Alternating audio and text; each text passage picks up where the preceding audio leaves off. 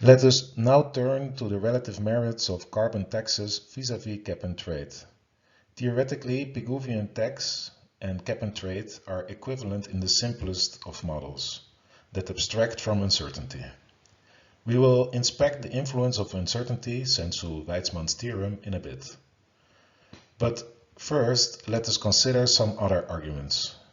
Most intuitively, the tax has the disadvantage that the amount of emission reductions remains more uncertain. By contrast, the certainty in emission reductions with cap and trade comes at the cost of price fluctuations on the allowance market. These price fluctuations are argued to be bad for investors, while to their merit, they are countercyclical. These fluctuations can, however, be softened by incorporating either a price ceiling or floor for the emission allowances, which in turn harm economic efficiency.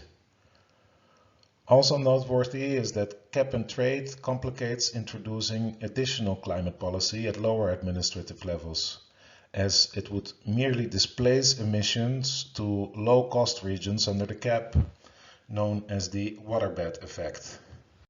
Now briefly Weizmann's theorem. Weizmann showed that the equivalence between cap and trade and taxation no longer holds when regulators do not have full information on abatement cost of reducing emissions or full insight about avoided damages.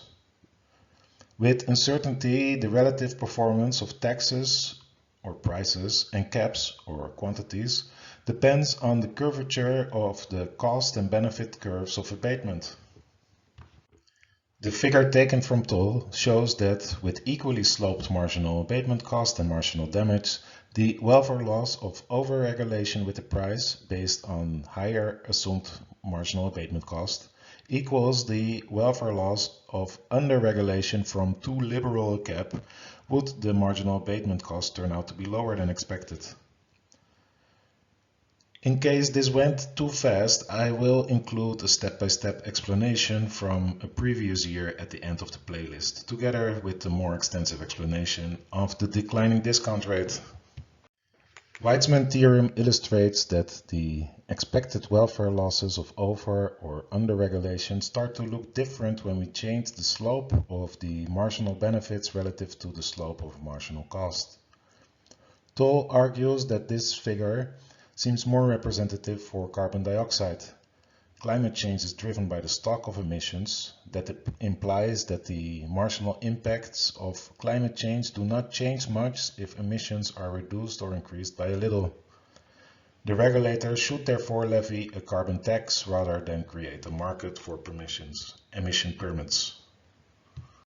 This figure with steeper marginal damage could be considered a better representation for the much shorter-lived and 25 times more potent greenhouse gas methane.